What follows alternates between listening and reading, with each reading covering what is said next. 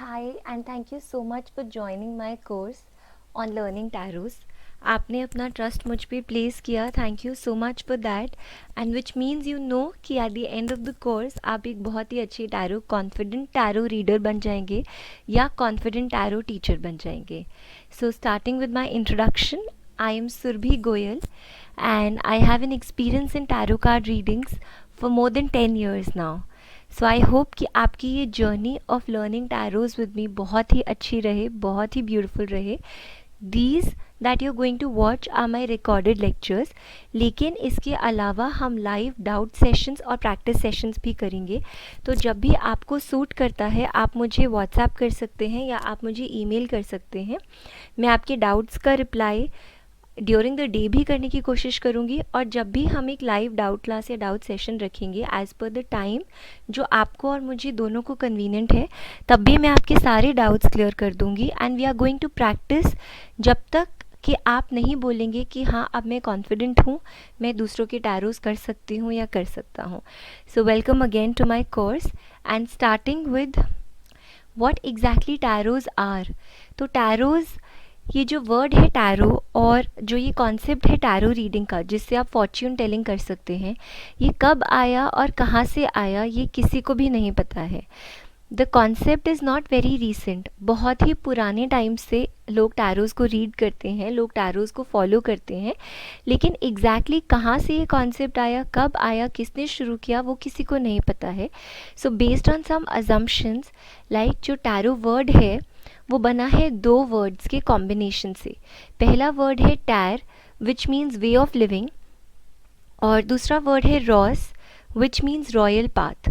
तो since tyre और Ross ये दोनों इजिप्शियन वर्ड्स थे, तो ये अज्यूम किया गया दैट प्रॉबेबली ये जो कॉन्सेप्ट है ये इजिप्ट से आई है. तो पुराने टाइम में टैरोज क्या करते थे, उनका सिर्फ एक ही पर्पस होता था, ये बताना कि आपके लिए बेस्ट गाइडेंस क्या रहेगी. अगर आपके पास 5 चॉइसेस है करियर में, आप इंजीनियरिंग भी चूज़ कर सकते हैं, आप मेडिकल भी चूज़ कर सकते हैं, आप फैशन डिज़ाइनिंग भी चूज़ कर सकते हैं, आप होटल मैनेजमेंट भी चूज़ कर सकते हैं. तो इनमें से कौन सा ऑप्शन, कौन सा करियर पाथ आपके लिए फ्यूचर में बेस्ट रहेगा, किसमें आपको सबसे ज़्यादा सक्सेस मिलेगी. या अगर आप शादी करने के लिए सोच रहे हैं, आपके पास किसी का प्रपोज़ल आया है, whether you should go ahead with it और not go ahead with it. तो इस तरह की जो गाइडेंस होती थी पुराने टाइम में, हम टैरोज़ को सिर्फ गाइडेंस लेने के लिए यूज़ करते थे. ये हमें रॉयल वे ऑफ लिविंग बताते थे कि कौन सा पाथ. आप कहीं मार्केट जाते हैं तो बहुत सारी रोड्स हो सकती हैं एक ही मार्केट पहुंचने के लिए आपके घर से, लेकिन आप कौन सा रास्ता लेंगे जो आपको सबसे कन्वीनियंट रहेगा, सबसे कम टाइम में आपको मार्केट पहुंचा देगा, या शायद जहाँ पे सबसे कम ट्रैफिक आपको मिलेगा, डिपेंडिंग ऑन कि आपकी क्या कन्वीनियंस है और आपको कौन सा रास्ता आपके डेस्टिनेशन के लिए सबसे अच्छा है, आप वो रास्ता चूज़ करेंगे. सो सिमिलरली टैरोज़ का भी पर्पस पुराने टाइम में यही होता था, बताना कि out of the given options आपको कौन सा ऑप्शन अपने लाइफ में, अपने फ्यूचर के लिए चूज़ करना चाहिए, जिससे आप अपने डेस्टिनेशन पर हैसल फ्री पहुंच जाएं और जो भी आपको लाइफ में डेस्टिनेशन अचीव करना है वो आपको सूट करे, वो आपको मैक्सिमम ग्रोथ, मैक्सिमम सक्सेस दे आपका डिसीजन. सो टैरोज़ आपको डिसीजन मेकिंग में हेल्प करते थे. आजकल हम टैरोज़ से कुछ भी पूछ लेते हैं. मेरा ब्रेकअप हो गया है, क्या वो मेरे पास वापस आएगा, मेरा बिज़नेस नहीं चल रहा है, क्या ये बिज़नेस दोबारा से खड़ा हो जाएगा. Anything, we now ask anything, क्योंकि over a period of time tarots का कॉन्सेप्ट बहुत इवॉल्व हो चुका है. Now we can ask questions. हमारे पास ये फ्लेक्सिबिलिटी और लिबर्टी है कि अभी हम कुछ भी पूछ सकते हैं एंड टैरोज़ हमें उसका आंसर करेक्टली देंगे. नाउ टाइप्स ऑफ टैरो डेक्स.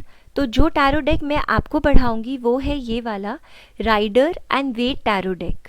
इसे WR Rider and E Waite का कॉन्सेप्ट था ये, और इसमें टोटल ऑफ 78 कार्ड्स होते हैं। अगर आपके पास कार्ड्स नहीं हैं, इस कोर्स में जो लेक्चर्स होंगे उसमें मैं आपको कार्ड्स की कॉपी दिखाऊंगी और फिर समझाऊंगी। तो क्लासेस समझने के लिए, आपको क्लास में बैठने के लिए, लेक्चर सुनने के लिए आपको आपके पास टैरो डेक की ज़रूरत नहीं है। But I would highly recommend कि जब आप एक लेक्चर सुने तो आप अपना टैरो डेक खोलें, आप देखें, आप समझें कि आपने क्या पढ़ा है, आप उससे रिलेट करें। बिकॉज इस सेशन में, इस कोर्स में मैं आपको मीनिंग्स लर्न नहीं कराऊंगी, मैं आपको कार्ड्स को पढ़ना सिखाऊंगी अच्छी तरह से। तो अगर कार्ड्स आपके पास नहीं है, आप बहुत इजीली अमेज़ॉन पे ऑर्डर कर सकते हैं इन कार्ड्स को। किसी भी कंट्री में, किसी भी जगह पे ये कार्ड्स आपके पास इजीली अवेलेबल हैं। No fuss at all, no problem at all. और फिर भी आपको कोई डाउट हो तो आप मुझसे व्हाट्सएप पे कांटेक्ट कर सकते हैं। आप डाउट सेशन के टाइम पे मुझसे कांटेक्ट कर सकते हैं और पूछ सकते हैं कि जो कार्ड्स आप ऑर्डर कर रहे हैं वो ऑल राइट है भी या नहीं है। Now coming back to our types of tarot डेक्स।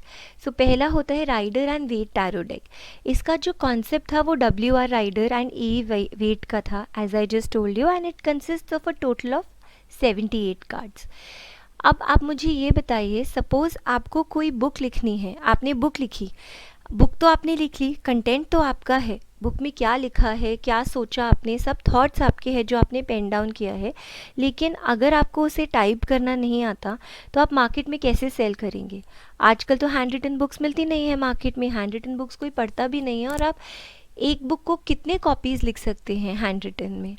तो उसके लिए आप क्या करेंगे अगर आपको टाइप नहीं करना आता? तो क्या आप नहीं पढ़ेंगे? क्या आप बुक को सेल नहीं करेंगे? लोगों को कैसे पता चलेगा कि आपने भी बुक लिखी है? सो इन दैट केस आप किसी को हायर कर लेंगे जो आपके लिए टाइप करेगा बुक का कंटेंट, और उसके बाद आप उसे किसी प्रिंटिंग प्रेस में जाके प्रेस करवाएंगे और बुक को सेल कर देंगे। थॉट तो आपका था, बस उसे टाइप किसी और ने कर दिया। सिमिलरली जो ये टैरो डेक है, Rider and Waite tarot deck है, इसका सारा कॉन्सेप्ट, सब डिज़ाइनिंग, सारा thought process WR Rider and E Waite का था। बट उन्हें पेंटिंग नहीं आती थी, उन्हें नहीं पता था कि हम इसे दूसरों के सामने कैसे लाएं जिससे दूसरे भी इस नॉलेज का बेनिफिट ले पाएँ। इसलिए उन्होंने पेंटर पामेला कोलमन स्मिथ की हेल्प ली, और इन पेंटर की हेल्प के साथ जो भी कार्ड्स आपके सामने, जो भी टैरो डेक होता है, वो उसमें जो भी पेंटिंग बनी है, जो भी साइन लैंग्वेज बनी है, जो भी कलर कोड्स बने हैं, सब कुछ बनाया पामेला कोलमन स्मिथ ने है। But concept WR Rider and E Waite का ही था। Second type is Osho Zen tarot deck. अगर आप ओशो को नहीं जानते हैं, he was a really popular personality.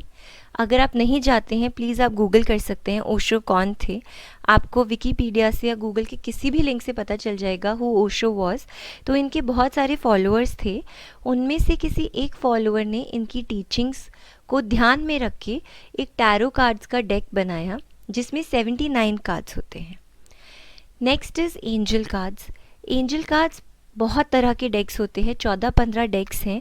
किसी डेक में 44 कार्ड्स हैं, किसी डेक में 45 कार्ड्स हैं। तो लेकिन हम जो कार्ड्स पढ़ेंगे वो है Rider and Waite tarot deck cards.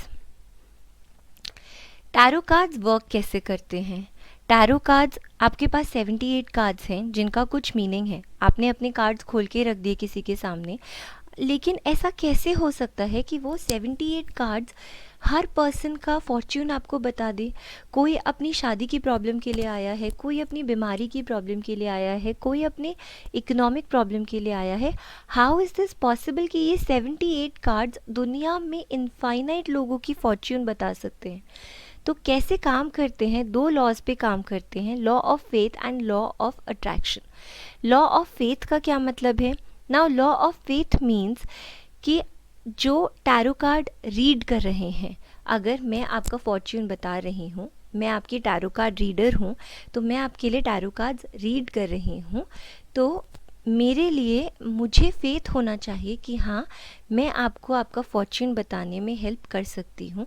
और आप अगर मुझसे टैरो कार्ड्स की रीडिंग करा रहे हैं तो आपको भी फेथ होना चाहिए कि कार्ड्स जो मुझे आंसर देंगे वो राइट आंसर्स देंगे और वो मेरे लाइफ के आगे के गाइडेंस के लिए अच्छे होंगे। Law of faith also means, अगर आपने क्वेश्चन पूछा क्या मैं एग्ज़ाम में पास हो जाऊंगी, ठीक है, आपने क्वेश्चन पूछा, आपको आंसर मिल गया, मिल गया। कल अगर आप फिर से वही क्वेश्चन पूछने आ जाएंगे, क्या मैं एग्ज़ाम में पास हो जाऊंगी, दैट मीन्स आपको तो कार्ड्स पे फेथ नहीं है, क्योंकि आप बार बार क्यों एक ही क्वेश्चन पूछेंगे। जब कार्ड ने आपको आंसर दे दिया, कार्ड ने बता दिया येस या नो, तो आप बार बार क्यों आएंगे कार्ड्स के पास पूछने के लिए कि क्या मैं पास हो जाऊंगी। अगर आपको सेम क्वेश्चन रिपीट करना है, प्लीज़ 1 मंथ या 2 मंथ या 3 मंथ्स का ब्रेक दीजिए। आपके पास क्लाइंट भी आते हैं जो आपसे बार बार सेम क्वेश्चन पूछ रहे हैं, प्लीज़ टेल देम कि मैंने जो आपको फर्स्ट टाइम में आंसर बताया था that was the correct answer. आप बार बार सेम क्वेश्चन पूछेंगे, आंसर्स कुछ भी रैंडम आ सकते हैं, they may be correct, they may not be correct.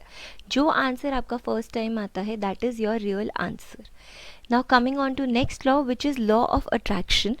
Law of attraction का मतलब होता है हमारा जो सबकॉन्शियस माइंड है। अगर आप बिलीव करते हैं इन द थियोरी ऑफ री इनकारनेशन, मतलब इंसान बार बार जन्म लेता है, हमारी सोल सेम रहती है, हमारी बॉडी बदल जाती है। पहले बच्चे की बॉडी होती है, फिर हम बूढ़े हो जाते हैं, वो बॉडी ख़त्म हो जाती है, सोल फिर से वहीं रहती है, और जब आप दोबारा जन्म लेते हैं उस नई बॉडी में आपकी वही पुरानी सोल वापस आ जाती है। दिस इज़ लॉ ऑफ री इनकारनेशन। तो री इनकारनेशन के हिसाब से पता नहीं आप कितनी बार जन्म ले चुके हैं, तो आपका जितना भी पास्ट है वो सब आपके सबकॉन्शियस मेमोरी में है। आपको याद नहीं है, मगर आपके सबकॉन्शियस मेमोरी में आपका पास्ट ज़रूर है। बचपन की भी कभी कभी आपने देखा होगा, आप कोई टीवी देख रहे हैं, कोई सीरियल देख रहे हैं, या आपने कोई इंसिडेंट देखा, आपको एकदम से मेमोरी फ्लैशबैक आएगा कि अच्छा जब मैं छोटी थी या उस दिन मेरे साथ भी ऐसा हुआ था। कोई इंसिडेंट आपको याद आ जाएगा। वो क्यों याद आता है? वो आपको इसलिए याद आता है क्योंकि आप जानते हैं कि क्या हुआ था। वो एक पास्ट का इंसिडेंट है जो आपके दिल में, आपके सबकॉन्शियस मेमोरी में है, बस आप उसे भूल जाते हैं, लेकिन सबकॉन्शियस मेमोरी में आपके बॉडी के अंदर, आपके सोल के अंदर वो है। करंटली क्या हो रहा है आपके साथ, आपकी सोल जानती है, आपके सबकॉन्शियस मेमोरी में वो है। फ्यूचर में क्या होने वाला है, जिसे हम डेस्टिनी कहते हैं, जो पता करने के लिए आप ये टैरो कार्ड्स पिक करवाएंगे या पिक करेंगे किसी से, वो डेस्टिनी भी आपके सबकॉन्शियस मेमोरी में है। तो जब हम रीडिंग करते हैं तो जो भी क्लाइंट हमारे पास आते हैं, वो क्लाइंट, उनके दिमाग में कुछ क्वेश्चन होता है, उनकी एनर्जी, उनका ऑरा, वो 10 मिनट 15 मिनट जब आप उनकी रीडिंग्स कर रहे हैं, वो सब कुछ आपके साथ होता है। तो उस एनर्जी के बेसिस पर जब वो अपने हाथ से कार्ड को पिक करते हैं, उनकी एनर्जीज जो उनके सबकॉन्शियस माइंड से आ रही हैं, they help you give the right answers. Law of faith and law of attraction I hope आपको क्लियर है। अगर आपको लेक्चर के बाद, लेक्चर के बीच में कोई भी डाउट है, प्लीज़ आप पूछते रहिएगा, प्लीज़ आप अपने नोट्स बनाते रहिएगा। अगर आप अपने नोट्स खुद अपने हाथों से लिखेंगे, आपको बहुत अच्छा लर्न होगा।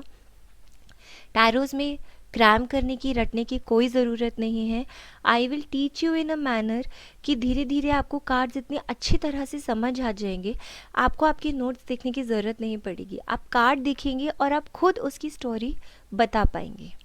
फिर भी आपको कोई डाउट हो, प्लीज़ आप मुझसे एक डाउट सेशन लीजिए, आप कोऑर्डिनेट कीजिए मुझसे टाइम, मैं आपको डाउट सेशन दूंगी, लाइव डाउट सेशन, जहाँ पे आपके जितने भी डाउट्स हैं, जितने भी प्रॉब्लम्स हैं, मैं सब लाइव आपके क्लियर करूँगी एज़ पर द टाइम जो आपको सूट करता है। Now coming to tarot cards. अगर आपने अपने टैरो कार्ड्स देखे हैं और नहीं देखे हैं तो देख लीजिएगा। टैरो कार्ड्स में एक टैरो कार्ड, सिर्फ एक टैरो कार्ड से आप बहुत कुछ बता सकते हैं। एक टैरो कार्ड से आप एक पूरा question in depth, in detail answer कर सकते हैं। लेकिन एक छोटे से टैरो कार्ड से कैसे आप वो कर सकते हैं? इट इज़ बिकॉज आपके टैरो कार्ड्स में क्या क्या होता है, प्रश्न कुंडली हो गई, ये है एस्ट्रोलॉजी का एलिमेंट। नाउ व्हाट इज़ प्रश्न कुंडली? प्रश्न कुंडली का मतलब होता है, अगर आप बिलीव करते हैं हॉरोस्कोप पे, या जो कुंडलियाँ हमारी बनती हैं, तो हॉरोस्कोप में हम ऑन व्हाट बेसिस हम आंसर देते हैं। आपका टाइम ऑफ बर्थ, आपका प्लेस ऑफ बर्थ दोनों पता होना चाहिए, एंड आपका डेट ऑफ बर्थ भी पता होना चाहिए। टैरोज़ में हमें इन सब किसी चीज़ की ज़रूरत नहीं होती है, लेकिन हॉरोस्कोप में पता होना चाहिए। अब यूजुअली इस जनरेशन में सबको पता होता है कि उनका time of birth, date of birth, place of birth क्या था, because parents are very aware, वो लोग ध्यान रखते हैं, ये सब चीज़ें नोट डाउन करते हैं. बट बहुत टाइम ऐसा भी था हमारी पुरानी जनरेशन में कि हमारी शायद नानी दादी उन लोगों को अपना time of birth, date of birth नहीं पता होगा. हो सकता है हमारे पेरेंट्स को भी नहीं पता हो. तो क्या उन लोगों की कुंडली नहीं बनेगी? अगर उन्हें कुछ दिखाना है कुंडली में, कुछ पूछना है ऑन द बेसिस ऑफ कुंडली, तो क्या वो नहीं पूछ पाएंगे? ऑफ कोर्स पूछ पाएंगे, बट कैसे? अगर आपको टाइम ऑफ बर्थ और डेट ऑफ बर्थ क्लियर नहीं है तो आप क्या करते हैं उसमें, आपका कुछ क्वेश्चन है, क्या ये बिज़नेस सक्सेसफुल होगा? मैंने ये क्वेश्चन अभी अभी पूछा. लेटेस्ट से अभी टाइम हो रहा है 4:51 PM. तो हम टाइम ऑफ बर्थ तो हमें नहीं पता, हम टाइम लेंगे 4:51 PM. जिस टाइम पे हम क्वेश्चन पूछ रहे हैं वो वाला टाइम हम नोट कर लेंगे, और जिस डेट पे हम क्वेश्चन पूछ रहे हैं, लेटेस्ट से आज है 9th अगस्त, तो अगर मैं 9th अगस्त पे क्वेश्चन पूछ रही हूँ तो आप ये क्वेश्चन, ये डेट आज की आप ले सकते हैं. इसके बाद इस टाइम और इस डेट के बेसिस पर आपकी कुंडली बनती है, और उसके बेसिस पर आपको आपके क्वेश्चन का जवाब मिलता है, और वो कुंडली बस उसी क्वेश्चन के लिए वैलिड होती है. उसके बाद अगर आपको दूसरा क्वेश्चन पूछना है, इन अ सिमिलर मैनर आपकी दूसरी कुंडली बनेगी और आपको उसका आंसर मिलेगा. तो प्रश्न कुंडली होता है हमारा टैरो का कॉन्सेप्ट. हमें time of birth, date of birth, place of birth, हमें ये सब चीज़ें नहीं चाहिए. आपने अपना क्वेश्चन पूछा, क्वेश्चन के रिलेटेड मैंने एक कार्ड पिक किया या आपने कार्ड निकाला, उस कार्ड में जो आंसर है वो आपके उस टाइम पे उस क्वेश्चन का आंसर है. Destiny keeps changing, nothing is permanent except change. हो सकता है 2 महीने बाद सेम क्वेश्चन के लिए दूसरा आंसर आए, पर उस वक्त आपकी डेस्टिनी जो कार्ड आया है आपको वही कार्ड के अकॉर्डिंग आपका आंसर इंडिकेट कर रही है. Next is numbers. जब आपके पास कार्ड्स आ जाएंगे, प्लीज़ आप अपने कार्ड्स देखिएगा, आपके हर कार्ड पे एक नंबर होगा. जिस कार्ड पे नंबर नहीं है उसे कैसे पढ़ना है, उसका नंबर क्या होता है, वो भी मैं आपको सब्सिक्वेंट लेक्चर्स में, आगे आने वाले लेक्चर्स में समझाऊंगी. बट हर कार्ड पे आपका एक नंबर होगा. उस नंबर के बेसिस पर हम कुछ प्रिडिक्शंस करते हैं. इन नंबर्स का क्या मतलब होता है, 1 to 10 क्या सिग्निफाई करता है हर नंबर, ये मैं आपको आगे पढ़ाऊंगी. अब हर कार्ड में बहुत सारे कलर्स होते हैं. कुछ कलर्स होंगे जो बहुत ही ज़्यादा डोमिनेटिंग कलर्स होंगे, जिन्हें देखकर आप एकदम से कुछ इन्फर कर पाएंगे. उन कलर्स का कुछ मीनिंग है उन कार्ड्स में. तो जब आप एक कार्ड खोलते हैं तो आप उसके नंबर्स भी पढ़ते हैं, आप उसके कलर्स भी पढ़ते हैं. फाइनली कार्ड के ऊपर जो भी ड्राइंग बनी है, जिसको हम साइन लैंग्वेज बोलते हैं, उसको भी आप इंटरप्रेट करते हैं.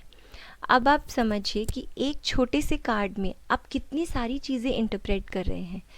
एक ही कार्ड में आप नंबर भी इंटरप्रेट कर रहे हैं, उसके कलर्स को भी इंटरप्रेट कर रहे हैं, और उसकी साइन लैंग्वेज को भी इंटरप्रेट कर रहे हैं.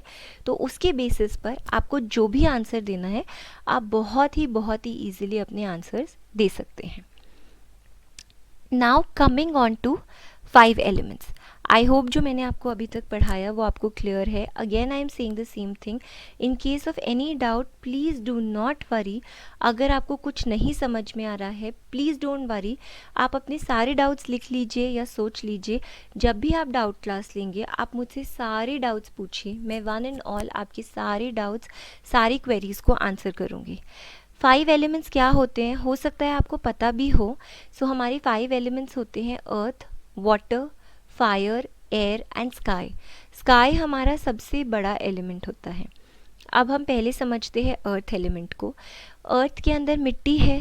अगर मिट्टी खराब होगी, कीचड़ वाली होगी, बारिश हो जाएगी तो कीचड़, गीली मिट्टी की स्मेल आएगी. कीचड़ हो जाएगा तो स्टिंक और बदबू की स्मेल आएगी. फूल गिरे होंगे ज़मीन पर, हमारी अर्थ पर, हमारी भूमि पर फूल गिरे होंगे तो हमें एक बहुत अच्छी फ्रेग्रेंस, एक बहुत अच्छी खुशबू आएगी. तो अर्थ में स्मेल होती है. अगर अर्थ पे टेस्ट होता है, अर्थ पे जो सब्ज़ी उगती है उसको हम खाते हैं, अर्थ पे जो फल उगते हैं उसको हम खाते हैं. अगर आपने सबने चॉक खाया होगा, सबने बच्चों ने चॉक ज़रूर खाया होता है बचपन में, ज़्यादातर बच्चों ने। कीचड़, मिट्टी, ये सब आपके मुंह में जाती है। These are all earth elements, और सबका एक अलग टेस्ट है। मिट्टी का एक अलग टेस्ट है, चॉक का अलग टेस्ट है, जो सब्ज़ी और फल उगते हैं उनका एक अलग टेस्ट है। विजन होता है हमारी अर्थ में, हम देख सकते हैं हमारी अर्थ पे क्या एक्टिविटीज़ हो रही हैं, कुछ उग रहा है, पोल्यूशन है, क्या हो रहा है, हम सब कुछ अर्थ पे देख सकते हैं। टच होता है, आप आपकी धरती को टच कर सकते हैं, you can feel it. Sound होती है, जब आप चलते हैं साउंड होती है अर्थ पे। भूकंप आता है, साउंड होती है। कोई नेचुरल डिज़ास्टर आएगा, साउंड होगी। कीचड़ में आप छप छप करते हैं, बारिश में छप छप करना सबको पसंद है। ये सब हमारे अर्थ के एलिमेंट्स हैं। आप कुछ भी एक्टिविटी करेंगे अर्थ पे, एक अलग साउंड होगी। आपका पेन नीचे गिर जाएगा, एक साउंड होगी। आप वॉक करेंगे, एक साउंड होगी।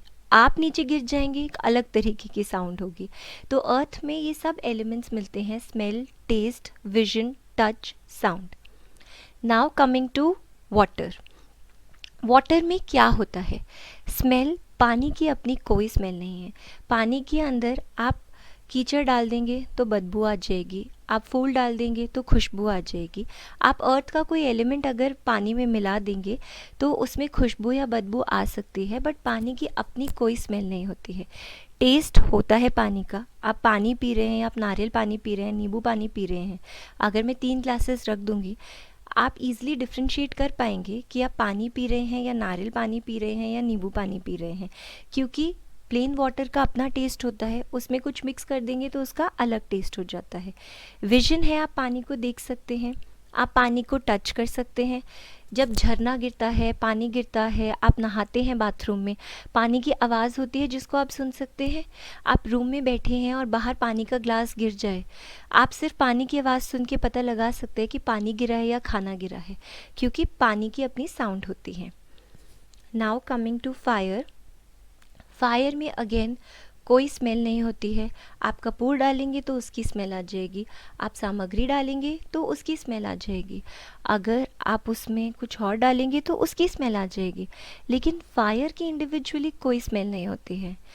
फायर का कोई टेस्ट नहीं होता है। आप खाना बनाते हैं, आप फायर को यूज़ करते हैं खाना बनाने के लिए, टेस्ट खाने में आता है, पर फायर का कोई टेस्ट नहीं होता। आप कभी ये नहीं कहते, आप कहते हैं मैं खाना पका के खाती हूँ, आप कभी ये तो नहीं कहते होंगे चलो आज मैं फ़ायर को पका कर खाती हूँ।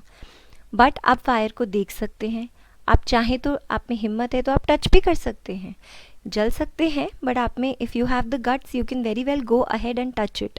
साउंड भी होती है फायर में, जब जलती है आग या कुछ होता है तो आप सुन सकते हैं। Coming on to the next element which is air. Air की भी अपनी कोई स्मेल नहीं है। अगर पोल्यूशन है तो एयर में पोल्यूशन की स्मेल आ जाएगी।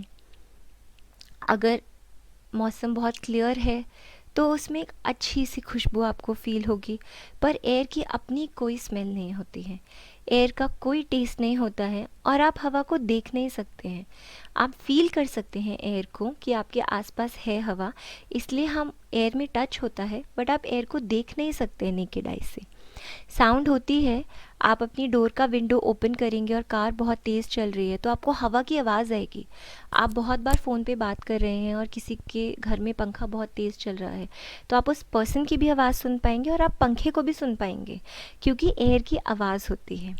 And coming to sky. Sky में कोई स्मेल नहीं है, कोई टेस्ट नहीं है, कोई विजन नहीं है, क्योंकि विजन क्यों नहीं है? आपको लगेगा शायद कि हम ऊपर देखते हैं तो स्काई है, लेकिन आप कहीं भी देखिए, किसी भी ओपन स्पेस को हम स्काई बोल देते हैं। ऐसा नहीं है कि आप ऊपर देख रहे हैं तो स्काई है, नीचे देख रहे हैं तो फ्लोर है।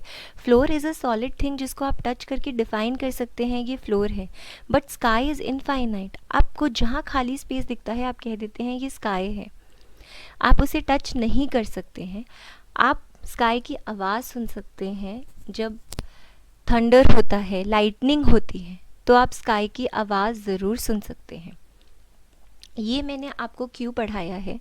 Because I want to tell you one concept, कि हम जो भी बोलते हैं वो हमेशा रहता है। जब हम पैदा होते हैं, हम अर्थ पे पैदा होते हैं, हमारे पास सारे एलिमेंट्स होते हैं। जब हम मर जाते हैं हमारे पास स्मेल, टेस्ट, विजन, टच कुछ नहीं बचता, सिर्फ आवाज़ बचती है। Now you must be wondering आवाज़ कैसे बचती है। जो शब्द आपने अपनी ज़िंदगी में इस्तेमाल किए, आपने जिन शब्दों को बोला आपके लाइफ में, आपने कहा ये बुरा है, ये ऐसा है, ये वैसा है, या आपने कहा नहीं इसको प्लीज़ ठीक कर दो, ये तो बहुत अच्छा है, मैं प्यार दूंगी इससे। सारे शब्द आपके हमेशा रहते हैं। आपकी बॉडी ख़त्म हो जाती है, स्मेल, टेस्ट, खाना पीना, बॉडी सब ख़त्म हो जाती है, लेकिन जो वर्ड्स हम बोलते हैं वो वर्ड्स हमेशा हमारे यूनिवर्स में रहते हैं और वो हमेशा रेजोनेट होते हैं और उनका इफ़ेक्ट हमें हमेशा आता है। क्यों लोग कहते हैं कि आप मंत्रों की चैंटिंग कीजिए अगर कोई प्रॉब्लम है, क्योंकि मंत्रों से आप क्या कर रहे हैं, आप वर्ड्स बोल रहे हैं। वो वर्ड्स आपके हमेशा यूनिवर्स में रहेंगे। अगर आपने किसी को बुरा कहा है या किसी के लिए बुरा मांगा है, वो हमेशा इस यूनिवर्स में घूमेगा। अगर आप अच्छा कहते हैं, वो भी हमेशा इस यूनिवर्स में घूमेगा। सब चीज़ें चली जाएंगी, लेकिन जो आपके वर्ड्स हैं उनका इफ़ेक्ट आपके पास ज़रूर और ज़रूर आएगा। आज की क्लास को मैं यहाँ पर ही फिनिश करूँगी। आई होप कि आपको आपकी फ़र्स्ट क्लास अच्छी लगी हो। शायद अभी आपको लग रहा होगा कि हम स्लो कर रहे हैं, इवेंचुअली हम पेस भी पिकअप करेंगे और सब कुछ करेंगे, बट प्लीज़ आप इसको रिवाइज़ कीजिए।